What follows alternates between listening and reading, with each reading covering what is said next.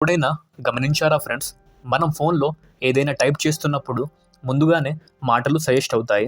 Amazon లేదా ఫ్లిప్‌కార్ట్‌లో ఏదైనా కొనుగోలు చేసిన తరువాత మనకు కావాల్సిన మరికొన్ని ఐటెమ్స్ సజెస్ట్ అవుతాయి. ఇవి అన్నీ ఎందుకు జరుగుతున్నాయో తెలుసా ఫ్రెండ్స్? Artificial intelligence. యెస్. అసలు ఏఐ అంటే ఏమిటి? చాలామంది ఏఐ అంటే రోబోట్స్ అనుకుంటారు.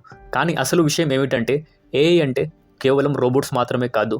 ఏఐ అనేది మానవులు మాదిరిగానే ఆలోచించగల, నేర్చుకోగల, సమస్యలను పరిష్కరించగల కంప్యూటర్ ప్రోగ్రామ్స్ లేదా మిషన్స్. ఇది ఆర్టిఫిషియల్ ప్లస్ ఇంటెలిజెన్స్ కలయిక. అంటే మనిషి మేధస్సును అనుకరించే టెక్నాలజీ అన్నమాట.